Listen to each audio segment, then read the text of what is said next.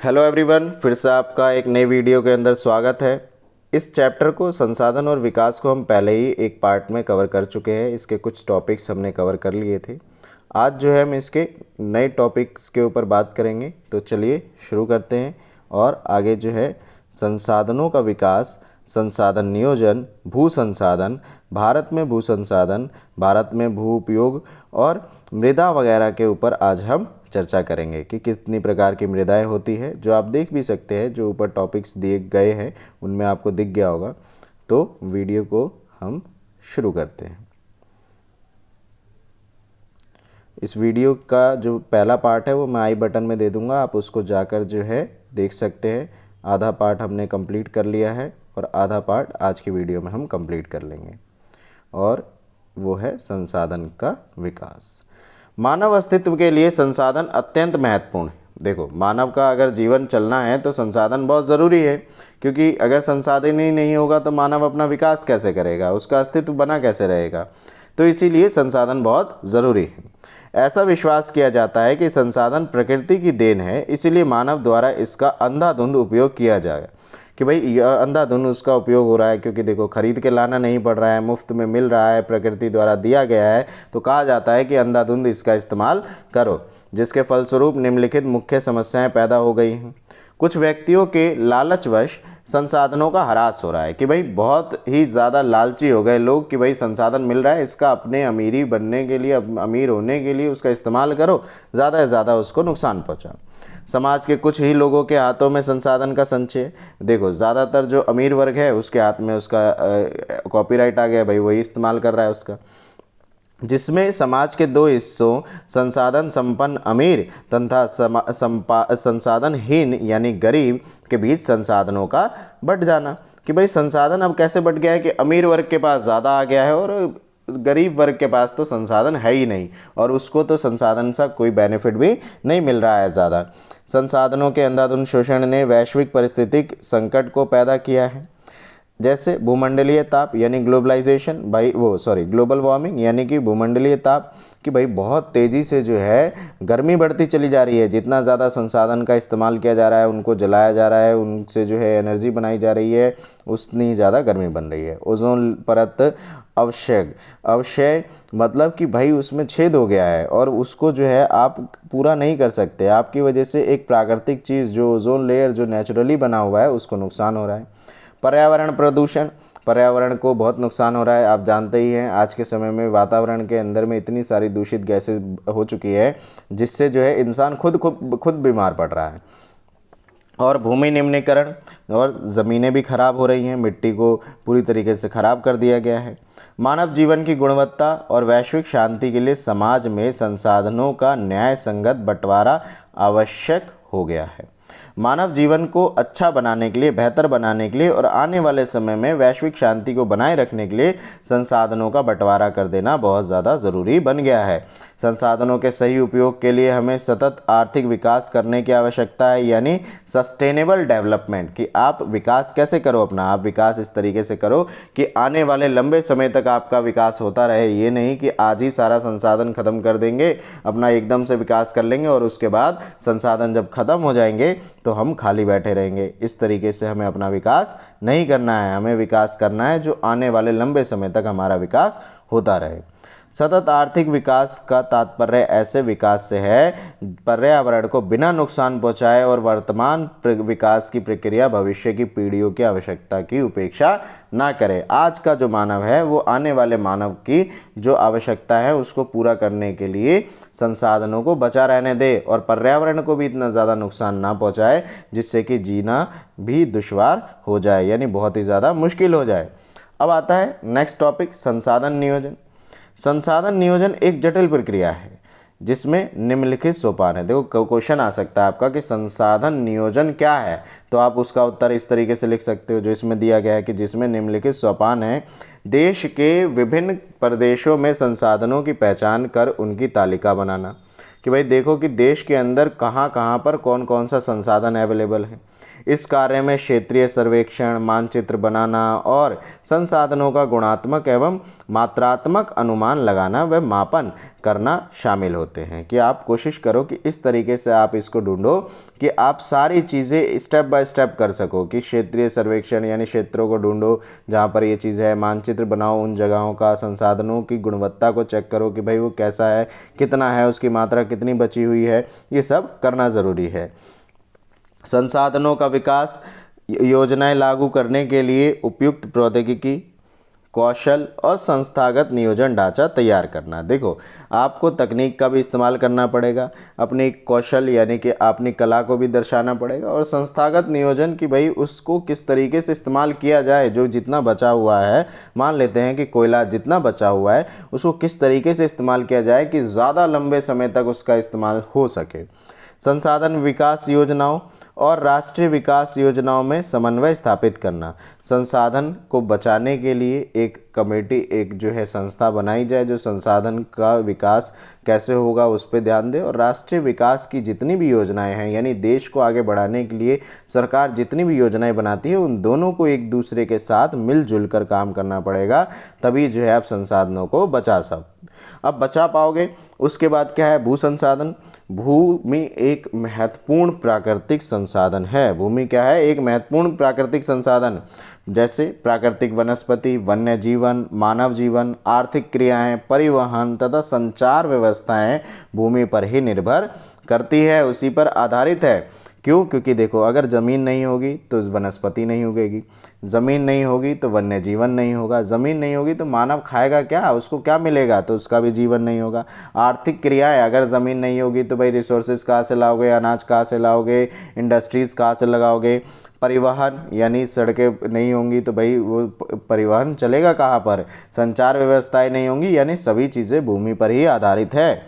भूमि एक सीमित संसाधन है, इसलिए हमें इसका उपयोग सावधानी और योजनाबद्ध तरीके से करना चाहिए। मान लेते हैं कि हम भूमि का इस्तेमाल तो कर रहे हैं और करेंगे ही और करते ही रहेंगे, कभी ऐसा नहीं है कि हम भूमि का इस्तेमाल छोड़ देंगे, पर भूमि का इस्तेमाल हमें इस तरीके से करना है जिससे उसको नुकसान ना हो, उसको हमें ख़राब नहीं करना है, उसे आने वाले लंबे समय तक जो है बचा कर रखना है। जिस तरीके से आज हमें अनाज मिल रहा है, जिस तरीके से आज हमें सारी फैसिलिटीज़ मिल रही हैं भूमि की वजह से, वो आने वाले समय में भी मिलती रहे। फिर आता है भारत में भूमि संसाधन। लगभग 43% भू क्षेत्र मैदान है जो किसी और उद्योग के विकास के लिए सुविधाजनक है। यानी भू क्षेत्र मैदान है, यानी कृषि और उद्योग दोनों ही का विकास यहाँ पर अच्छे से हो सकता है। लगभग 30% भू क्षेत्र पर विस्तृत रूप से पर्वत स्थित है जो बारहमासी नदियों के प्रवाह को सुनिश्चित करते हैं। 30% ज़मीन वो है, भूमि वो है जिसके ऊपर नदियाँ बहती है, और बारहमासी का मतलब है 12 महीने तक बहती रहती हैं।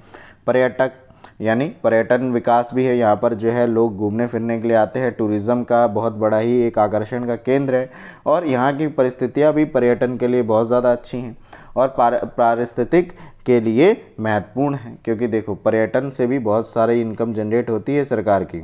लगभग 27% हिस्सा पठारी क्षेत्र है जिसमें खनिजों, जीवाश्म ईंधन और वनों का अपार संचय कोष है। यहाँ पर जो है आपकी 27% वो ज़मीन है जहाँ पर आपको खनिज, जीवाश्म ईंधन वगैरह मिलते हैं, जैसे आपका तेल, पेट्रोल, डीजल, ये सब हो गया, कोयला हो गया, ये सारी चीज़ें आपको इन 27% ज़मीनों में से मिलती हैं।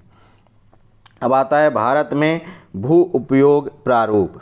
देखो, भू उपयोग को निर्धारित करने वाले तत्व है भौतिक कारक, जैसे भू आकृति, जलवायु और मृदा के प्रकार। तो भारत के अंदर भौतिक कारण क्या है कि भाई भू की आकृति यानी ज़मीन की आकृति कैसी है, यहाँ का जलवायु यानी क्लाइमेट कैसा है, और मृदा कितने प्रकार की है। मानवीय कारण क्या है कि जैसे जनसंख्या घनत्व की, जनसंख्या की जैसे बढ़ती चली जा रही है, प्रौद्योगिकी की क्षमता आपकी जो है, टेक्नोलॉजी कितना आगे बढ़ चुकी है, आपकी संस्कृति यानी आपका कल्चर और परंपराएं यानी ट्रेडिशन किस प्रकार का रहा है। ट्रेडिशन और कल्चर भी बहुत ज़्यादा इंपॉर्टेंट रोल प्ले करता है।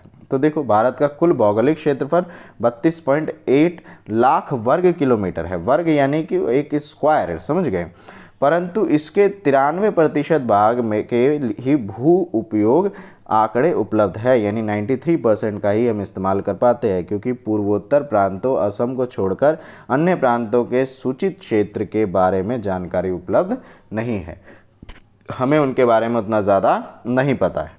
इसके अलावा जम्मू और कश्मीर में पाकिस्तान और चीन अधिकृत क्षेत्रों के भूमि उपयोग का सर्वेक्षण भी नहीं है। जैसे कहा जाता है पाकिस्तान ऑक्यूपाइड कश्मीर और चीन में अस्काई चीन, तो इसका भी अभी हमें सर्वेक्षण नहीं मिला हुआ है। अब आता है नेक्स्ट टॉपिक, भूमि निम्नीकरण और संरक्षण उपाय। कुछ मानव क्रियाओं जैसे वनोन्मूलन, अति पशुचारण, खनन ने भूमि के निम्नीकरण में मुख्य भूमिका निभाई है। जैसे आप बहुत ज़्यादा जंगलों की कटाई कर रहे हो, बहुत ज़्यादा पशुओं को पाल रहे हो। देखो, लोग पैसा कमाने के लिए बहुत ज़्यादा पशुओं को पाल लेते हैं, वो जाकर एग्रीकल्चर को खाते हैं, जो घास के मैदान हैं, पेड़ पौधे हैं, उनको खाते हैं, वो फिर उसको जो है बेचते हैं और अपना पैसा कमाते हैं। लेकिन वो ये नहीं जानते ज़्यादा से ज़्यादा पशुओं को पालने की वजह से प्रकृति को भी बहुत ज़्यादा नुकसान होता है, क्योंकि वो उसको खाकर ख़त्म कर देते हैं।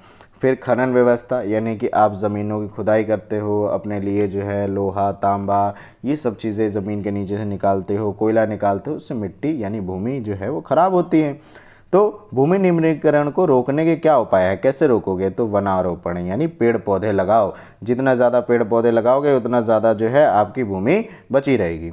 चरागाहों का उचित प्रबंधन, कि भाई चरागाह खुद ब खुद ऐसे बना दिए जाए जहाँ जितनी ही दूरी के अंदर जो है पशु जो है पशुपालन होगा और पशु जो है चरने के लिए जाएंगे। फिर पशुचारण नियंत्रण, कि भाई उस पर भी रोक लगाई जाए, जितना ज़रूरी है उतना ही उनको दिया जाए। कि भाई आप तो छोड़ दोगे जंगलों के अंदर में पेड़ पौधों को खाने के लिए, तो वो तो पूरे दिन खाते रहेंगे, उनको क्या है, उनको तो भंडारा मिल गया, वो खाते रहेंगे। तो आपको कोशिश क्या करनी है कि उसके ऊपर नियंत्रण किया जाए। रेतीले टीलों को कांटेदार झाड़ियाँ द्वारा स्थिरीकरण करना। देखो, रेत के जो टीले हैं, रेत हमेशा हवा के कारण उड़ती रहती है, तो रेत जो है उसको रोकने के लिए क्या किया जाए, जो कांटेदार झाड़ियाँ वहाँ पर उगाई जाए, जिससे कि वो सब स्थिर हो जाए, वहाँ पर ही रुके रहे, ज़्यादा इधर उधर ना हो। बंजर भूमि का उचित प्रबंधन, कि बंजर भूमि का भी इस्तेमाल करो। बंजर भूमि को अगर इस्तेमाल में नहीं लाओगे, उसको भी अगर खेती लायक नहीं बनाओगे, तो आगे जाके फिर कैसे होगा? क्योंकि भाई बहुत सारी ज़मीनें जो है अब ख़राब हो रही है, भूमि निम्नीकरण हो रहा है, तो बंजर लायक ज़मीनें तो बनती ही चली जाएंगी, बंजर ही होती चली जाएंगी ज़मीनें। तो बंजर ज़मीनों का भी इस्तेमाल हो सके। और खनन नियंत्रण, यानी खुदाई जो आपकी व्यवस्था है उसके ऊपर रोक लगाई जाए। खनन नियंत्रण अगर नहीं किया जाएगा, मान लेते हैं कि ज़मीनों को इसी तरीके से खोद कर जो नीचे से जो है सामान निकाला जाएगा, चाहे लोहा, तांबा, पीतल, कुछ भी निकाला जा रहा है, जो भी धातु निकाला जा रहा है, वो अगर निकाला जाएगा तो पूरी तरीके से भूमि जो है ख़राब हो जाएगी। आगे आता है मृदा संसाधन, एक नया टॉपिक है आपका ये। मृदा अथवा मिट्टी सबसे महत्वपूर्ण नवीकरणीय प्राकृतिक संसाधन है। देखो, प्राकृतिक है प्लस नवीकरणीय है, यानी बन सकती है, बार बार बन सकती है, पर हमें मौका देना पड़ेगा, समय देना पड़ेगा। उतना अगर हम समय नहीं देंगे तो नहीं बन पाएगी। यह पौधों के विकास का माध्यम है जो पृथ्वी पर विभिन्न प्रकार के जीवों का पोषण करती है। कि मान लेते हैं अगर मिट्टी ना हो तो आपके जीव जंतु कैसे पलेंगे, ये पेड़ पौधे उगेंगे कैसे, एग्रीकल्चर होगा कैसे? इसी कारण से आपके लिए ये सबसे ज़्यादा इम्पॉर्टेंट है। आगे आता है मृदा का वर्गीकरण। मृदा बनाने के लिए को मतलब जो मृदा बनने की जो प्रक्रिया है को निर्धारित करने वाले तत्वों, उनके रंग, गहराई, गठन, आयु, कि भाई आयु, उम्र कितनी है उस मिट्टी की, रासायनिक और भौतिक गुणों के आधार पर भारत की मृदाओं को निम्नलिखित प्रकारों में बांटा जा सकता है। जैसे कि भाई मिट्टी जो है उसका रंग कैसा है, वो उसकी गहराई कैसी है, उसको बनी कैसे है, उसकी जो है आयु कितनी है, उसका रासायनिक कॉम्पोजिशन यानी उसके अंदर कौन कौन से रसायन पाए जाते हैं, उसके भौतिक गुण क्या हैं, उसके अंदर क्या कौन सी जो फसल है वो अच्छे से उग सकती है। तो ये सारी चीज़ें देखनी पड़ती हैं। जैसे पहला है जलोढ़ मृदा। संपूर्ण उत्तरी मैदान जलोढ़ मृदा से बना है, यानी उत्तर का जो हिस्सा है ज़्यादातर जो है जलोढ़ मिट्टी से ही बना हुआ है। पूर्वी तटीय मैदान विशेषकर महानदी, गोदावरी, कृष्णा और कावेरी नदियों के डेल्टा जो है वो जलोढ़ मृदा से ही बने हुए हैं। यहाँ पर जो इनके डेल्टा है, ये डेल्टा मतलब वो जगह जहाँ पर नदी जाकर गिरती है और समुद्र के अंदर जाकर मिलती है, वहाँ पर मिट्टी और जो गाद जो अपने साथ वो लेकर आती है वो इकट्ठा होती चली जाती है और बहुत लंबे समय में फिर वो क्या है, एक डेल्टा रूप ले लेती है। अधिकतम उपजाऊ होने के कारण जलोढ़ मृदा वाले क्षेत्रों में गहन कृषि की जाती है, जिससे यहाँ जनसंख्या घनत्व भी अधिक है। देखो क्या है, गहन कृषि का इस्तेमाल करते हैं क्योंकि भाई जनसंख्या बहुत ज़्यादा है, तो आप अलग अलग प्रकार के फसलों को उगाकर वहाँ पर जो है ज़्यादा से ज़्यादा कम समय के अंदर ज़्यादा से ज़्यादा चीज़ें उपलब्ध करा लेते हो। अधिकतर जलोढ़ मृदाएँ पोटाश, फास्फोरस और चूना युक्त होती है, जो इसे गन्ने, चावल, गेहूं और अन्य अनाजों और दलहन फसलों की, दलहन यानी दाल जैसी फसलों की खेती के लिए उपयुक्त बनाती है कि इसके अंदर पोटैश मिल जाता है, फास्फोरस मिल जाता है, ये सारी चीज़ें आपको यहाँ पर अवेलेबल हो जाती है, जिससे गन्ना, गेहूं, चावल ये आसानी से उगते हैं, बहुत अच्छे क्वालिटी के उगते हैं। फिर आती है काली मृदा। इस मृदा का रंग काला है और इसे रेगर मृदाएं भी कहा जाता है। काला रंग भी है, इसे रेगर नाम से भी संबोधित किया जाता है। काली मृदा कपास की खेती के लिए उचित समझी जाती है और इसे काली कपास मृदा के नाम से भी जाना जाता है, क्योंकि कपास की खेती इसमें होती है, कपास के लिए बहुत उपयुक्त मानी जाती है ये मिट्टी। ये मृदाएं महाराष्ट्र, सौराष्ट्र, मालवा, मध्य प्रदेश और छत्तीसगढ़ के पत्थर पर पाई जाती है और दक्षिण पूर्वी दिशा में गोदावरी और कृष्णा नदियों की घाटियों तक फैली हुई है। तो आपके इस साइड में आप देख सकते हैं महाराष्ट्र, सौराष्ट्र, मालवा, इन जगहों पर आपको ये मिट्टी देखने को मिलती है। काली मृदा बहुत महीन कणों यानी बहुत बारीक होती है, अर्थात मृत्तिका से बनी हुई है। इसकी नमी धारण करने की क्षमता बहुत होती है, यानी इसमें पानी डालोगे तो लंबे समय तक पानी के मॉलिक्यूल्स यानी कि पानी का जो वो कण है वो उसमें बना रहेगा, यानी वो हमेशा उसमें नमी ज़्यादातर बनी रहेगी। ये मृदाएं कैल्शियम कार्बोनेट, मैग्नीशियम, पोटाश और चूने जैसे पौष्टिक तत्वों से परिपूर्ण होती है। ठीक है, इसके अंदर ये सारे प्रकार के रसायन आपको मिल जाते हैं, जैसे कैल्शियम कार्बोनेट मिल जाता है, मैग्नीशियम मिल जाता है, पोटाश मिल जाता है। लाल और पीली मृदा। लाल मृदा दक्कन पठार के पूर्वी और दक्षिणी हिस्सों में रवेदार आग्नेय चट्टानों पर कम वर्ष वाले भागों में विकसित हुई है। लाल और पीली मृदाएं उड़ीसा, छत्तीसगढ़, मध्य गंगा मैदान के दक्षिणी छोर पर और पश्चिमी घाट क्षेत्रों में पहाड़ी पद पर पाई जाती है, यानी इन जगहों पर आपको ये मिट्टी मिल जाती है। इन मृदाओं का लाल रंग रवेदार आग्नेय और रूपांतरित चट्टानों में लौह धातु के प्रसार के कारण होता है, क्योंकि देखो इसके अंदर क्या है, आयरन की मात्रा ज़्यादा होती है, इसी कारण से ये देखने में थोड़े लाल लाल लगने लगते हैं। लाल मिट्टी नहीं होती है बल्कि लाल रंग उसको देखने में लगने लगता है, क्योंकि उसमें धातु के रूप में लोहा मिला हुआ है। लेटराइट मृदा। लेटराइट मृदा उच्च तापमान और अत्यधिक वर्षा वाले क्षेत्रों में विकसित होती है।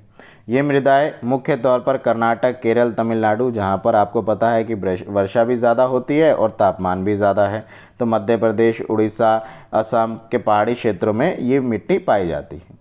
इस मृदा पर अधिक मात्रा में खाद और रासायनिक उर्वरक डालकर ही खेती की जा सकती है। बिना खाद और रासायनिक उर्वरक यानी केमिकल फर्टिलाइजर्स के इस्तेमाल के बिना इसमें अच्छी खेती नहीं हो सकती है। इस मृदा में ह्यूमस की मात्रा कम पाई जाती है, यानी कि ये ज़्यादा समय तक जो है पानी को कंट्रोल करके रोक कर नहीं रख पाती, क्योंकि अत्यधिक तापमान के कारण जैविक पदार्थों को अपघटित करने वाले बैक्टीरिया नष्ट हो जाते हैं, क्योंकि तापमान बहुत ज़्यादा है, तो इसके अंदर जो है बैक्टीरिया अपना काम जो फर्टिलाइज़र का काम करता है वो कर नहीं पाता है, तो इस वजह से जो है वो मर जाते हैं और मृदा के अंदर ह्यूमस की मात्रा कम हो जाती है। फिर आता है मरुस्थलीय मृदा, आपको पता होगा रेत। ये मृदाएं मुख्यतः पश्चिमी राजस्थान में पाई जाती है। इस मृदा को सही तरीके से सिंचित करके ही कृषि योग्य बनाया जा सकता है। इसमें थोड़े मिट्टी के कण होते हैं, थोड़े रेत के कण होते हैं, तो उसका इस्तेमाल करते हैं हम। फिर उस तरीके से उसको ज़्यादा से ज़्यादा पानी की सप्लाई करोगे, सिंचाई अच्छी से करोगे, तो फिर आप उसका इस्तेमाल कर सकते हो।